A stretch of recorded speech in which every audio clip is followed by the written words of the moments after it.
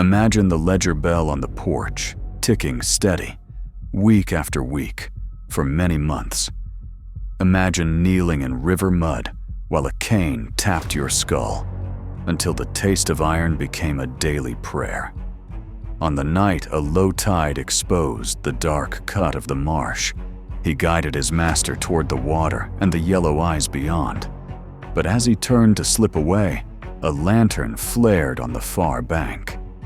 This is the grim story of Isaac Turner, Florida, 1820. Before we dive in, please subscribe if you value careful, original investigations like this one. The paper surfaced after a quiet order from the state archivist unlocked a drawer in Tallahassee. On July the 15th, 2021, a clerk lifted a leather folio stamped with a faded county seal and found, pressed flat inside, a map of a bend on the St. Johns River and a plantation ledger warped by water. The charged image was simple, a brown thumbprint, clasped over a diagonal rip on the page that recorded rations, lash counts, and a line marked walk. Declassification had a way of stripping euphemism.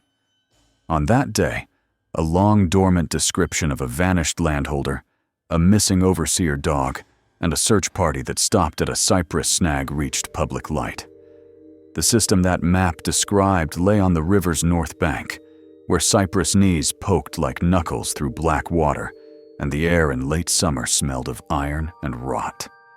The estate was small by coastal standards, a broad house of pine plank, a kitchen separate and always hot, a row of cabins angled to catch any breeze, a smokehouse with brined barrels, and beyond them, a dock scabbed with tar. Surveillance was built into routine. The porch bell called first light to the yard. The noon horn pinned bodies to tasks. An evening tally at the office table paired names to output. Barrels rolled, fish cleaned, boards stacked. On the mantel above that table, a ring of iron keys hung from a leather thong, clicking softly when the wind shifted through the seams. Isaac Turner lived under those clicks. He had been on the river since boyhood, learned tide sounds by listening from the shade while others spoke, and knew where alligators nested by the drag marks they left between sawgrass and water. The kitchen sent him to the dock with slop buckets and bone. The office sent him to the storehouse with ledgers to be initialed. The yard sent him into the swamp to cut cordgrass for caulking.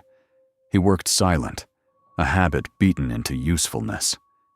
At night, he rolled tobacco leaf thin as paper and lit it at the barracks doorway, counting the bell strokes with his breath. His private ritual was small, a stub of charcoal he kept wrapped in cloth, with which he traced short lines under the cabin sill every night he returned alive. The harm that rooted motive was not a single strike, but a season of humiliation that could be measured. It was the day when he was made to kneel on oyster shell while a canteen upended over his head for dropping a crate on the dock. It was the week he carried the master's quail cage through heat and was forced to hold it high, arms burning, while the man watched the birds peck at seed. It was the month when the ledger's rations line for Isaac narrowed because someone said he stole fish, and the kitchen turned him from the door with the iron ladle raised. In the ledger copied into the archive, the hand that wrote these penalties kept a tidy script, as if neat binding could make the cuts clean. The antagonists arranged themselves like fixtures on that office wall, each with a vice, a method, a flaw. Abner Pike, the landholder, was a man who loved ritual above profit. He tapped a cane before every order, kept a brass watch on a chain, and made a spectacle of winding it in front of the yard at dawn. He drew strength from predictable humiliations, pulling a man from the dock to hold his flask, while he relieved himself behind the office, sending Isaac to kneel at the river edge so his boots would not wet. His weakness was the same ritual. Every second evening, he walked to the river to spit tobacco juice into the current, where he said luck pooled, then back along the same trail, past the same cypress snag, whose bark peeled like fish skin. He never varied the pace. He never left the cane. The overseer, Merritt Cole, wore vice as tool. He kept a bloodhound chained to a stake near the storehouse and starved it just enough to keep its eyes on every hand that passed. He liked the weight of keys and the crack of green wood sticks better than the work of reading a ledger. His predictable weakness was drink. The smokehouse held a keg set behind salt barrels. On nights of the second moon, he slipped there with a tin cup and left wet boot marks out to the yard. A neighbor, Ephraim Rook, was a trapper of the inland shallows who traded skins for gunpowder and bacon. He arrived unannounced at odd hours, a pattern meant to unsettle. He measured men by how they flinched when a trap snapped shut near their ankles as he demonstrated the teeth. He believed the swamp was his to read and others blind to it. His flaw was pride in that reading. He once stepped into a grass mat that shifted under his weight because someone else had disturbed it first. He hid the scar on his calf under a tall boot. A clerk, Milton Day, handled the plantation's paper with clean fingers that never lifted a shovel. His vice was distance dressed as order. He kept separate ledgers for rations and punishments, for output and loss, for the river ferries and the office supplies. He filed the lash counts and closed the book as if the page could hold what the yard could not. His weakness was paper itself. He believed ink could keep a secret better than a man and trusted in stamps and seals to make the world still. Outside the human circle lay the swamp. Alligators took sun on hummocks and sank without ripple when the wind changed. The trail to the river held a particular smell near the cypress snag, where a trapper once left a carcass to rot to bait skins. If you paused there at dusk, you could hear the low roll of bellows as the big ones called from the deeper run. The boats were skiffs, patched with plank and rope. Their tar lines struck the nose like smoke and pitch. A fig tree leaned over the cookhouse yard, its roots lifting a corner of the brick stoop. Children stole the fruit when they could and buried the stems under the ashes to hide the smell. Artifacts seeded a future line of cause and effect. The charred corner of the office ledger matched the scorch on a cypress wood box, where keys lay at night. Sometimes the brand from the smokehouse touched that box when Cole stumbled, leaving an ash crescent. A decoy key ring made in the smithy from scrap hung behind the bell, duller than the real ring, but heavy enough to fool a sleepy hand. A rusted lock lay forgotten in the boat shed, its hasp worn thin. A patient blow with a flat stone could open it without a sound. A coil of tarred rope wrapped around a beam on the dock remembered the weight of barrels and could hold a man's ankles if pulled the right way. A fig tree made shade that hid the path to the river, overlook if you stepped soft. Isaac watched and counted. For 5 months after a cold snap that killed Orange Blossom, he charted the master's walks by the cane taps and the watch chain's glint. He noted how many breaths it took for Cole's cup to empty in the smokehouse, and how the hound nosed the wind when a storm blew upriver. He measured steps between the office and the cypress snag by counting heartbeats while he carried slop buckets, then redrew the map in the packed dirt under his cabin's sill with the charcoal stub. He learned where the trail dipped and where a man would reach for a shoulder and be off balance if a hand were not there. Humiliation settled into the shape of intent. Isaac's skills were quiet, knowing weight, knowing slack, knowing that to move a body, you did not need to lift it if you knew the angle of a slope and the friction of wet grass. The site's physics offered certain facts. Gators did not chase far from water, but lunged at sound and scent at the edge. Rope floated if tarred. Keys were small suns on a dark night. A lantern carried toward the river threw a glare that hid the bearer from anyone below unless the flame rocked low. He did not have to conjure heat or fire. He had a river and a ritual and a man who would walk into dusk, no matter the sky. The community around him moved like shadow.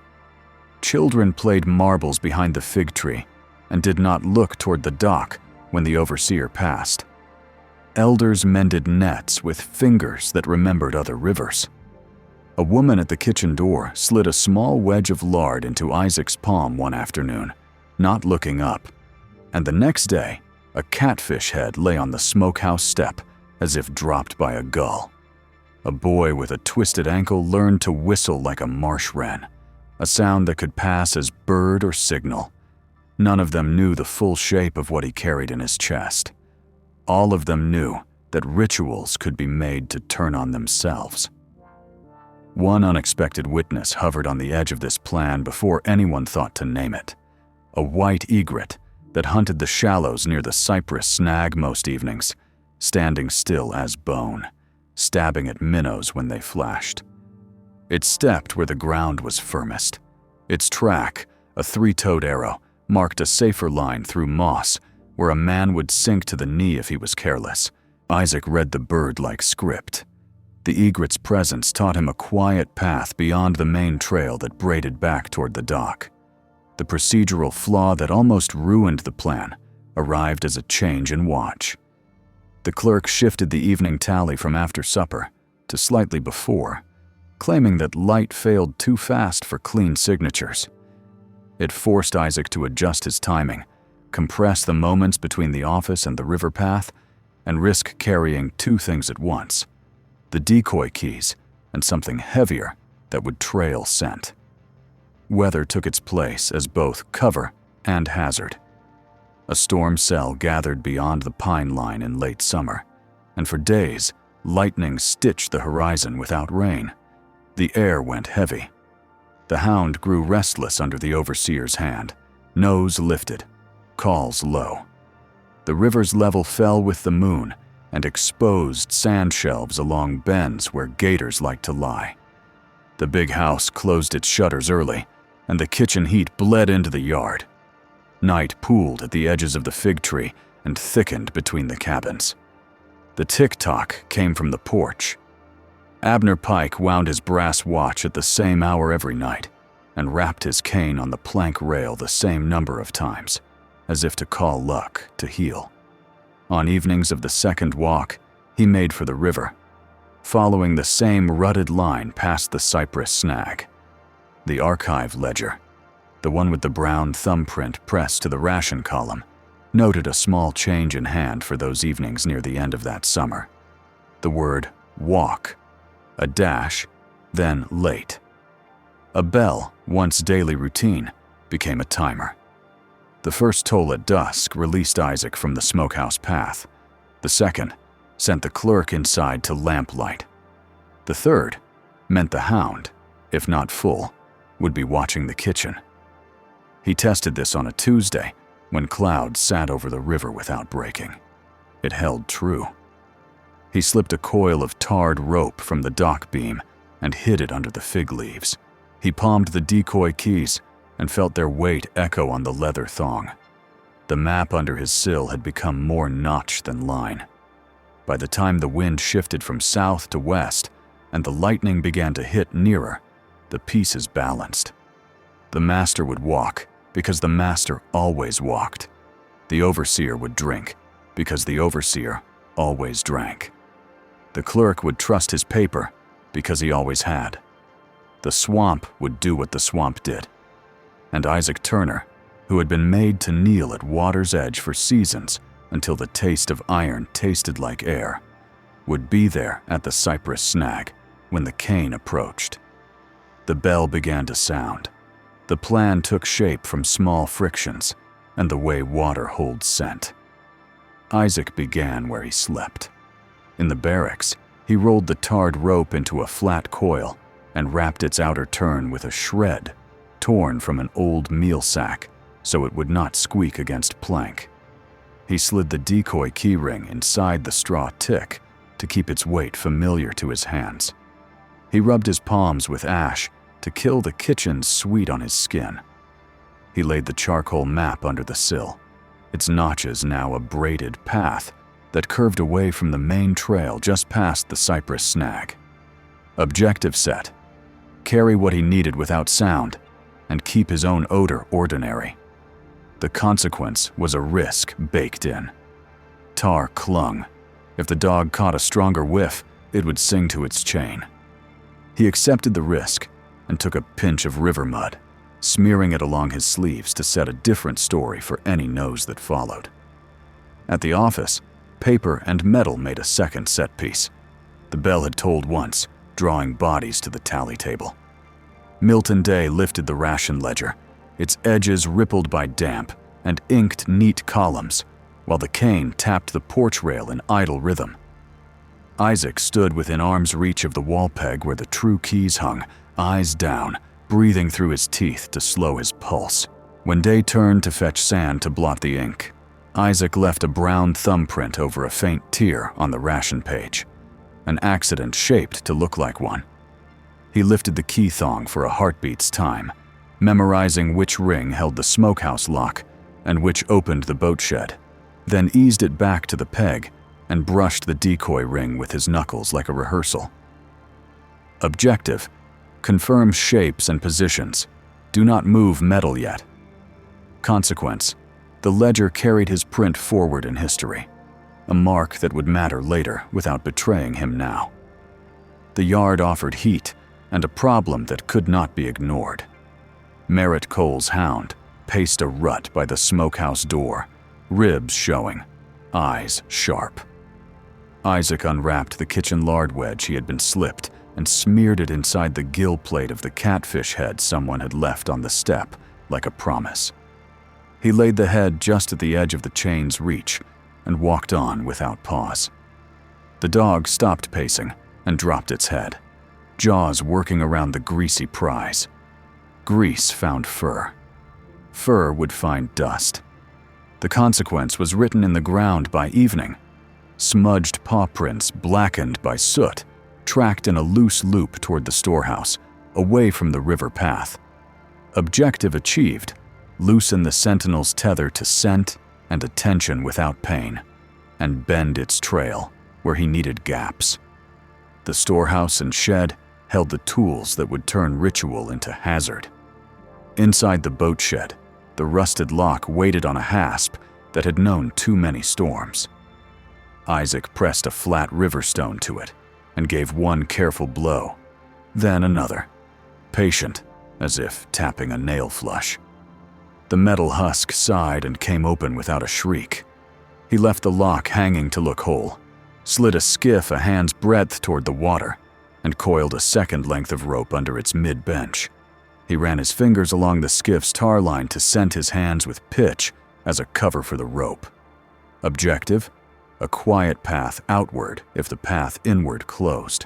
Consequence: damp sand under the skiff's stern marked a faint half-moon.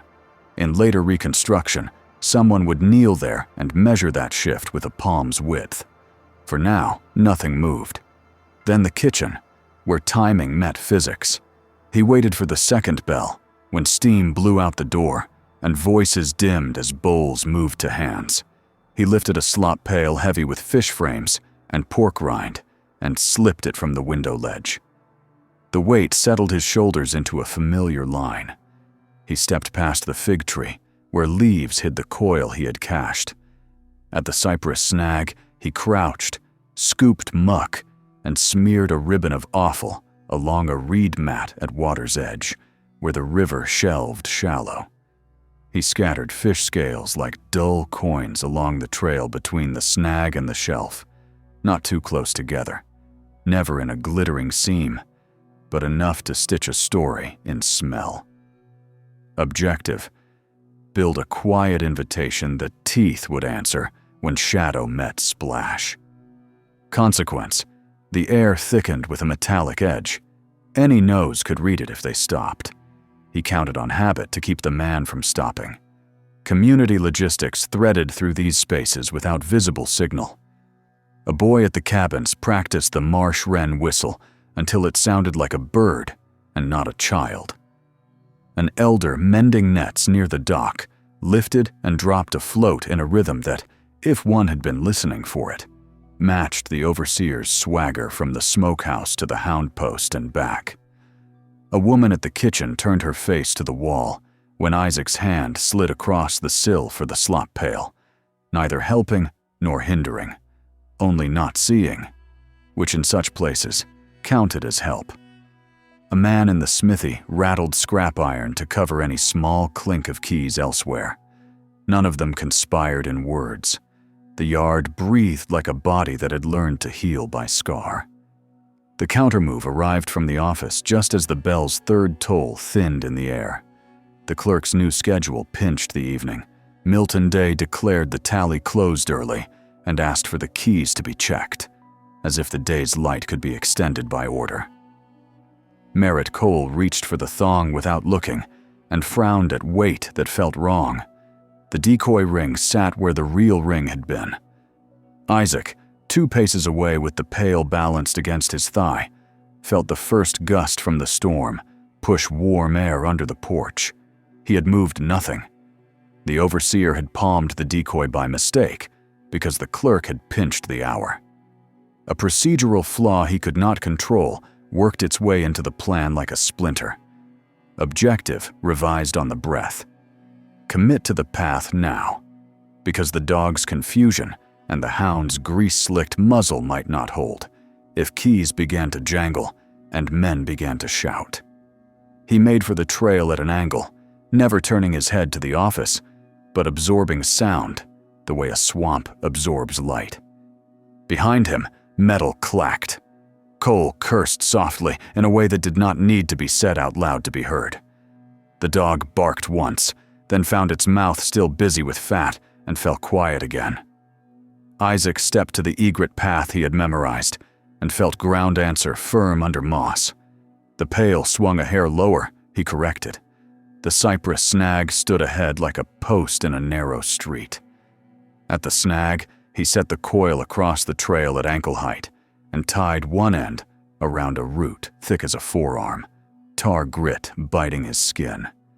He hid the knot under leaf duff. He stepped back and dragged the pail's rim in a light scrape against bark, just enough to leave a sheen for a fast eye. The river lifted a faint ripple, not wind, not fish. The awful ribbon lay where he had drawn it. He could hear the cane taps now, measured, unhurried, the little brass watch turning in an unseen hand. Set piece at the river's lip. The man and the animal world approaching the same point for different reasons. Abner Pike's boots crushed reeds in a line Isaac had traced into dirt with charcoal for months. The cane found the dip where the path slanted, the place where a body shifts weight forward and reaches for balance. Isaac stepped to the shadowed side of the trail. The slop pail tilted, so its lip barely touched the ground, seeding smell ahead. He counted the last taps and lowered the rope with 2 fingers to lift only when the cane passed. The ankle met tar with a quiet thock. The body's center pitched toward the shelf, arms pinwheeled, watch chain flashed, and the cane flew, clattering against the snag. Isaac pulled once, hard, and felt the weight commit to the slope. A shape in the water moved in a line too straight for drift and too slow for fish. The water's edge forgives nothing. Gravity did what it does. Isaac let the rope go slack at the right instant so it would float, not snag, keeping his hands free. The slop pail toppled to one side, its contents sliding like a thick tongue into the shallows. The first sound was not a splash, but a growl that came from the mud itself, a living log announcing. Then the splash, broad and flat. Isaac did not look long. He did not need to. He had measured everything he needed to know before he had lifted the rope. He turned to slip back into cover and saw it, the flare from the far bank, yellow and sudden on a pole lantern. Ephraim Rook had pulled his skiff to the interior bend, perhaps drawn by the same low water that exposed sand shelves for skins.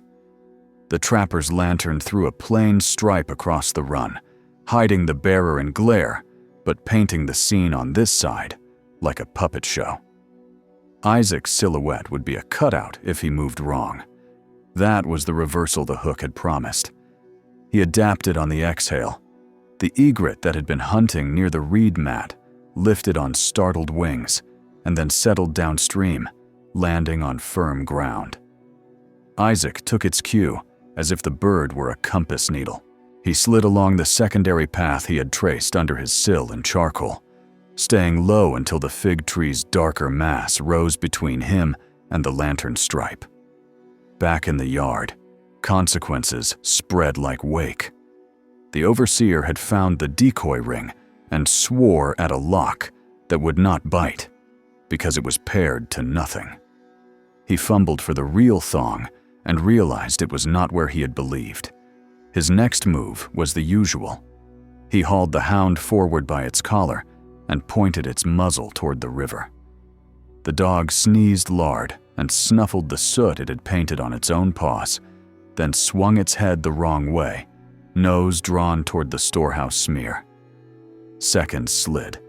The clerk called for order and for paper, which was his answer to confusion. None of it mattered to the river, which snapped shut around what it had been offered. Isaac reached the boat shed. The rusted lock still hung as if whole. He eased the skiff the rest of the way and felt the faint give when wood kissed water. He took the second coil of rope and set it under the mid-bench like a habit he had practiced. He stepped in and pushed with a flat hand against the piling, sending the skiff off along the dark ribbon that followed the bank. The storm wind shifted, bringing the smell of ozone and river clay. A flicker of lightning stitched across the pine line, close enough to count, but not yet followed by sound. The counter move doubled. On the far bank, the trapper's lantern bobbed, angling now toward the bend, as if to cross. In the yard, the bell sounded at an hour it did not usually sound. The clerk's attempt to return the world to schedule. A call that in practice only sent men to thresholds with questions in their faces. Merritt Cole, angry at metal that lied in his hand, loosed the hound's chain entirely.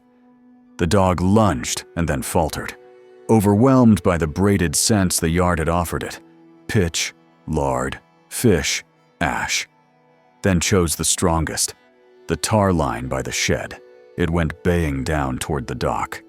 Isaac paddled with the edge of a plank, not oars, to keep noise small. The skiff took the current's slow hand. He let the hull kiss reeds instead of splitting them. Behind him, the cypress snag grew smaller, a darker shape against water that reflected lightning like split glass. Ahead, the egret lifted again, this time flying low over the river, leading him to a cut he had found on a morning when the mist sat ankle-high and the world was nothing but sound. He followed.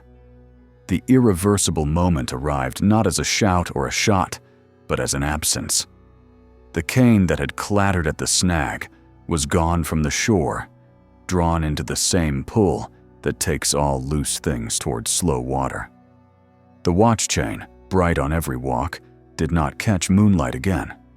The office would not need to mark "walk" late on any more evenings. A ritual had ended. Systems keep moving after such endings, but they don't move the same. Isaac committed to the river path, the skiff already past the first bend that hid the yard. He could not walk back up the trail and present his hands to wash at the pump as on any other night. The neighbor's lantern swung nearer. The overseer's dog sang to the dock. The clerk's bell tried to stitch the hour to paper. Each sound reported that the network of control had heard something tear and would spread hands across the rip to feel what had gone through. From this instant, everything that followed would be reconstruction and chase. The storm finally spoke. Thunder rolled over the pine line and laid a hand on the river.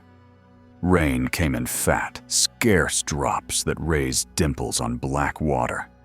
The skiff slid under the fig tree's shadow, then into reed-sheltered dark, where even a lantern could not write a clear stripe.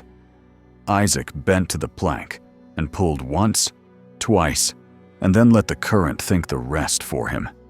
He had fed the river what the river would keep, and now he had to become another of its moving things. Dawn put a pewter skin on the river, and the yard woke to absence. The cane was not on the porch rail. The brass watch did not tick in its usual corner. The bell tolled once, thin and late, and men turned toward the office as if sound alone could restore a shape that had slipped from its outline. The storm had moved east in the night, leaving mats of reed plastered to the banks and a scatter of branches across the trail. What had been ritual now registered as an empty column on paper. Discovery began at the cypress snag. Merritt Cole reached the bend, with the hound straining ahead, pulled short by a scent that confused its own fur and the pitch from the shed.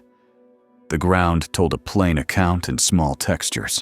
On the upland side, a scuff where a boot toe had gouged the trail. On the lip of the shelf, a flattened run of reeds where weight had gone suddenly forward.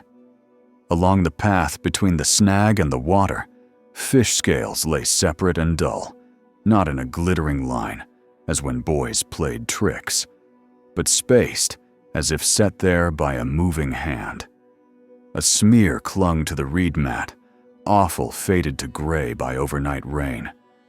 In the shallows, a roil of silt still drifted where eddies had not yet settled. The hound's nose hunted left and right, baffled by fat in its whiskers and ash in the dust. Cole lifted his head and watched the current right over what he could not fix. Ephraim Rook pulled his skiff to the inside bend, with the lantern unlit now, eyes narrowed under a brim dark with rain.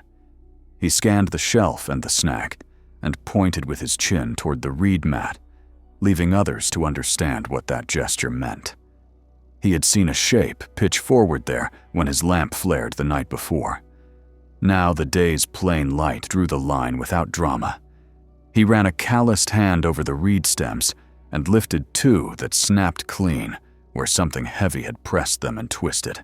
He registered the tar ring on the water where rope had floated, then sunk, a faint skin that only someone who had slept in boats might notice. He said nothing. He did not need to say anything aloud for the yard to hear what his posture reported. The trail described a fall. The river kept what the river took. At the office, paper sought to gather what mud would not hold. Milton Day opened the ledger with dry hands, his neat script undisturbed by the yard's noise. On the ration page, a brown thumbprint lay over a diagonal rip, the same print the archive clerk would see 2 centuries later, pressed like a seal into fiber. Day traced the edges of the mark with his gaze, not his finger, and noted to himself that it had not been there at sunup the day before. The entry 2 lines down read, "Walk, late," in his own tidy hand. He set the sand shaker on his blotting board and aligned the quill as if order could be restored by straightening tools. The cabins yielded their own ledger of absence. Isaac Turner's straw tick was flattened in a way that matched a body that had risen before first light. Under the sill, where girls sometimes tucked shells and boys hid marbles, the packed earth bore faint notches like the lines of a hastily rubbed map. Charcoal dust blackened the groove. Someone had smeared it in a hurry, leaving the suggestion of a braid beneath the smear. Isaac's shirt hung on its peg marked with river mud at the cuff in a band of regular thickness, as if a hand had been dipped, not splashed. The coil of tarred rope usually lashed to the dock beam had 1 turn less than usual. The cut end showed no fray, only a clean slice from a sharp edge. These were not daggers in the heart of the office's order. They were the small, stubborn facts from which conclusions grow. The boat shed spoke next. The hasp's rusted lock hung in place, unfastened but made to look shut. Sand under the stern of the skiff held a half moon where the hull had been eased, then set down, then eased again, then taken. Tar smudged the mid-bench where a coil had rested. A plank used as a paddle had a wet edge, as if it had been dipped and then leaned quickly back into shadow. The waterline on the piling had a smear of lighter mud at a height that matched a hand pushing off. Whoever had left did not rip anything loose. The shed registered careful hands. The dog added its own distortion to the story. Paw prints, blackened by soot, curved away from the river path toward the storehouse, a false loop tracing the root of a nose that had been turned by lard and ash. Cole swore under his breath and jerked the chain until the hound coughed, then threw the iron length aside altogether. The animal lunged, then faltered, as if unsure whether to trust its own head after a night that had changed the scent of everything. It bayed at the shed, then at the fig tree, then at its empty chain, then in a long note toward the bend where water moved like muscle. By midday, a search line combed the bank in 2 files. Men with poles probed the reed fringe. Boys with eyes used to crab hunts scanned for cloth or bone snagged among cypress knees. The river offered back what it would, and nothing more. On the 3rd day, downriver of the snag, a brass watch chain looped around a rootlet, greened with water stain, bright in one place where it had rubbed. On the 5th, after the storm's push slackened, a cane ferruled with brass touched the sand at a place where eddies collected driftwood. It bore a notch at a height that matched the cypress snag's roughest bark. These were not remains. They were the props of a ritual that would not repeat. Institutional response followed the grammar of the time. A jury of inquest met in the plantation office on the 2nd afternoon after the disappearance. The room smelled of lamp oil and old ink, and the damp that creeps into paper after a storm. 6 men from the nearest holdings sat with hats in their laps, shirts clinging to their shoulders in the heat. Milton Day provided 2 ledgers and a map drawn on brown paper that matched the folio found 2 centuries later in Tallahassee. Cole stood by the door with the hound asleep at his feet, its muzzle still slick in patches where lard had clung. Ephraim Rook leaned his long frame against the fireplace lintel and stared past the window at the cypress line as if reading the rest of a sentence on the air. Procedures took their shape from habit, not law. The clerk read his entries aloud in a tone that made them sound like rainfall. He presented the ration marks, the walk late notation, the torn edge and the brown thumbprint he could not account for. He used euphemisms that had grown into calluses: absented, lost property, misadventure at water. He did not write death, for the river had not returned a body, and the paper had room for ambiguity in ways the yard did not. He called the dog to heel when it shifted in its sleep, and then looked embarrassed, as if the animal's movement had broken a necessary stillness. Evidence beats accumulated with the patience of men who knew sweat and mud better than argument. They logged the distance from office to snag in paces and wrote the number in words so that the book would not carry the rude glare of digits. They measured the width of the reed mat, the height of the scuff on the snag, the spread of the fish scales along the path. They noted the absence of rope from the dock beam in a line that read like a ledger entry for salt or nails. They recorded the rusted lock's weakness and the skiff's lightness under a hand. They took a dull knife and shaved a curl from the tar line on the skiff, then pressed it between 2 blotter sheets to retain the smell. They made a list of men present in the yard the night before and marked Isaac Turner's name with a small stroke that indicated he had not answered the bell at dawn. By late afternoon, the jury returned what it could. Not a conviction, not an acquittal, not even a certainty of category. Only the sort of verdict that plantations in that era reached when paper strained but could not break.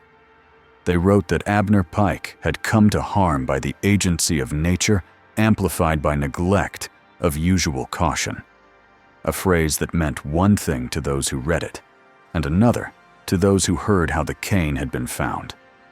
They added that an enslaved man called Isaac had absented himself from the property, and that further notice would be posted at the ferry landing for the return of said man. The office kept the words with the quills and the sand, as if they were tools. Militia forms filled the rest. Men from upriver brought muskets and powder and a small boat with a low draft. They ran the bends with poles and shot at logs that looked alive until they grew bored of wood that would not bleed. They dragged a grappling iron along dead water and brought up weeds and one lost hat. They landed at a hammock where cabbage palms rose like columns and found ash from a cook fire, cold, and a fish spine buried carefully under leaf duff. No one sat waiting there. The river swallowed noise and gave back birdsong. Handbills went up at the ferry, at the store near the post road, and at a tavern a day's walk downriver. A description of Isaac appeared between notices for barrels, hogsheads, and a lost mule. The paper said he was of average height and strong across the shoulders, that he worked near water and handled rope quietly, that he bore an old scar on one knee from oyster shell. A reward was offered in words, and not in coin yet collected, the promise of dollars the office would struggle to find if a man actually came to claim them. Travelers read the notice and forgot it a mile down the road. The people who might have acted on it were the ones who would not speak with men who posted such bills. Outcome did not arrive all at once. It took the shape of a path that paralleled the river and then cut into dark where the bottom held. Isaac moved as the skiff had moved, letting current do most of the work and only bending with the paddle when the bank crowded. He kept under overhang where roots wove a ceiling and slid through cuts that a man learns from years of carrying slop and cordgrass.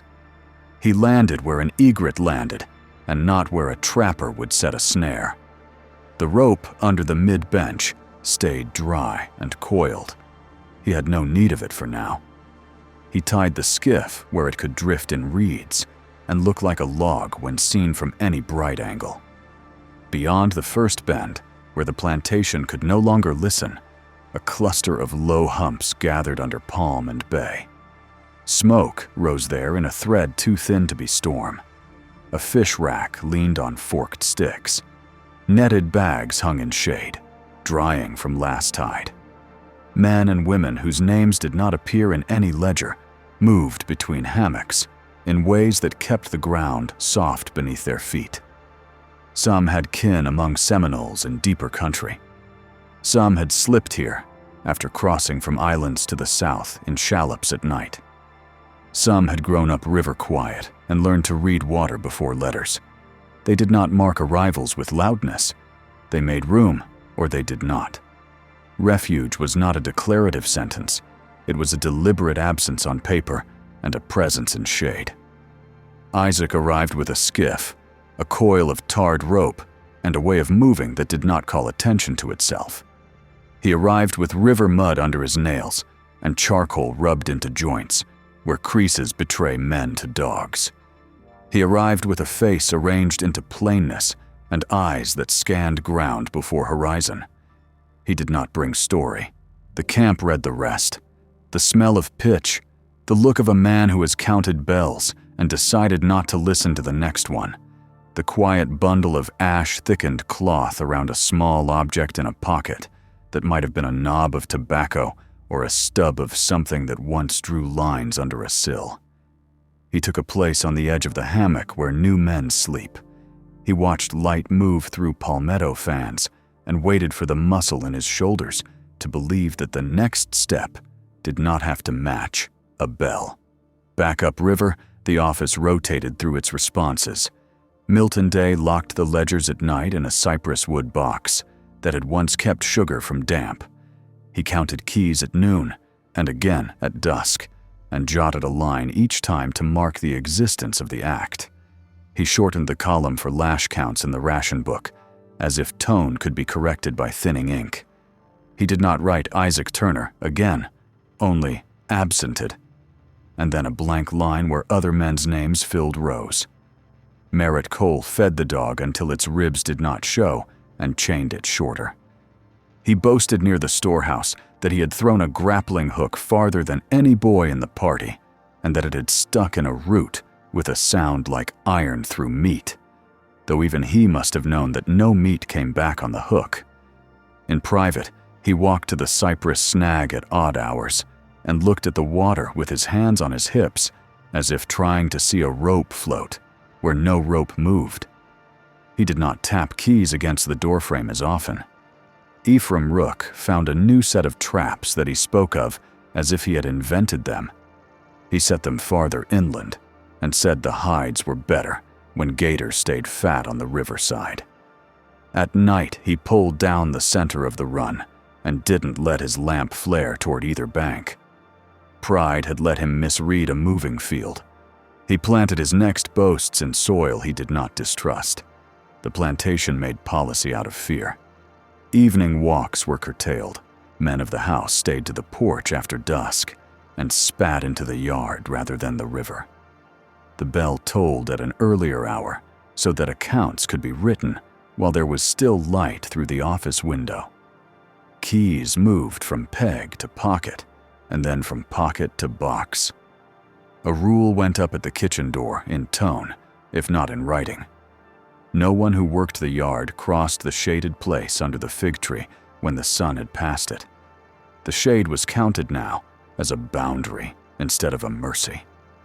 Rumor filled in blanks where paper would not.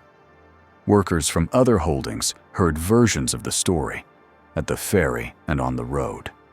A master had been taken by a thing he could not command, and the one who had walked behind him had known how far smell carries over water. A refrain seated itself in work songs, in phrases that did not say a name. Step at dusk, rope like reed, bell twice then done. The egret became an omen on some tongues and a guide on others. Time stretched. In the year after, a territorial flag changed at the fort downriver, and men who wore different buttons came to count barrels, and measure landlines. They asked questions in a register that had no room for bedrooms or banks of reeds. The office presented clean columns and left out the words that made sense of them. The new officials wrote property loss and natural hazard and moved on to ferries and sawyers. In another year, a new owner's name appeared on the folio that would someday sit in a drawer in Tallahassee. He purchased the place for a sum that reflected a house that had held its shape and a dock that had not rotted through, not for rituals that had ended. In the hammocks, survival hardened into a practice. Isaac learned new paths that did not touch the river directly. He traded the coil of rope for dried fish and learned to twist palmetto fiber into something that held when wet. He cut reed for mats without leaving toe scuffs in places where men go to look for toe scuffs. He learned the color of smoke a mile away and whether it meant cook fire or signal or lightning struck a pine. He watched the sky for the particular shape of clouds that mean heat and no rain. He carried the charcoal stub in a cloth until it wore to nothing and then stopped needing it. He listened for bells and heard none. A generation later, a woman whose grandmother remembered the old yard told a child that egrets show firm ground. She said this in the tone of recipe and remedy, not legend. That child grew to old age with that rule and passed it on with the same flat certainty as how to set a net for mullet and how to look at the color in a snake's mouth. The story did not carry names in her telling. It carried a method and a caution, which is a kind of mercy in places where paper has not favored certain kinds of truth. The archive carried what paper could. On July the 15th, 2021, when the state archivist's order opened the drawer and the water-warped ledger slid into light, a graduate student from the university in Gainesville photographed the brown thumbprint on the torn ration page and asked to compare its fiber with a charcoal sample from a cabin sill board preserved at a small river museum. In late autumn of that year, a short article appeared in an academic journal that few outside its circle read. It proposed that the thumbprint, the walk late notation, the missing rope turn, the tar smear on the skiff bench noted in a marginal inventory, and a watch chain recovered days later downriver, taken together, documented a moment when ritual met physics and control lost its handhold. The article did not name Isaac beyond the enslaved man called Isaac, recorded in the inquest. It did not try to turn the river into a courtroom. It laid facts beside each other and let their edges find fit. In the spring of 2023, a descendant of a woman who had cooked at that plantation gave an oral history to a county project, gathering memories from elders. She spoke in a kitchen with a fig, cutting in a jar on the windowsill, and a quilt on the chair. She said that her mother had told her not to stand under fig shade at dusk because you cannot see who sees you. She lifted a cloth off a pan and set it down again, and said that the river takes men who spit in it, and men who have been made to kneel at it learn the shape of the bank until the bank leans their way. The recorder captured hum in the air and the clink of a spoon. A transcript went to the archive and a copy to the family. No ledger caught that tone. In the summer of 2024, a small historical society put a slab of cypress at the ferry landing with a copper plaque. It avoided names and dates and wrote in spare lines that on this reach of river, the line between ritual and water once failed. It set the slab under an egret's usual patrolling path. Whether by intention or luck, no one could say. The bird stepped past as if reading nothing. Long legs persistent in shallows, where minnows flashed like cut coin. The plantation house lost corners to termites and storms over decades, and then a century. The office shed its plaster, and then its roof. The cypress snag rotted to a pale stump that no longer reached a man's waist. Children used it as a seat to tie fish line. No one alive now remembers the exact place where a rope lifted at an ankle. The bell cracked and was recast into something that rang in a church some miles away. Keys oxidized and stained leather black in a trunk that someone's great-grandchild opened and then closed. Bored. The dog's line rusted into dirt and became a red streak that passed for natural. What persists is paper, and the habits hinted at by marks on it. The ledger that smelled of damp river rests in a climate room in Tallahassee, with the thumbprint still brown, not yet faded to the color of the page. A catalog notation beside it reads, St. John's River Plantation, early 19th century. Ration and punishment book. Damage. Water and heat. Marginalia. Walk entries. The archivist who set it back on the shelf after the student's visit wrote a note on a separate card that said, in a tone that is not academic but human, that someone pressed a thumb to a torn line, and that this felt like a man saying to anyone who would come later, that he had been counted and would not be counted anymore. Return to the symbol that held the yard in Act 1.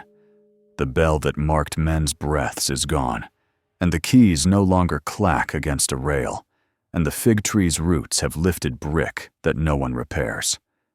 The page remains, the torn ledger that once kept lash counts and rations keeps, against its will and because of its fiber, the print of a man who learned the slope of a shelf and the patience of water. A book meant to preserve control now preserves a refusal. Held under glass, it looks ordinary until the light falls at a certain angle and the brown mark rises from the paper like a bruise healing.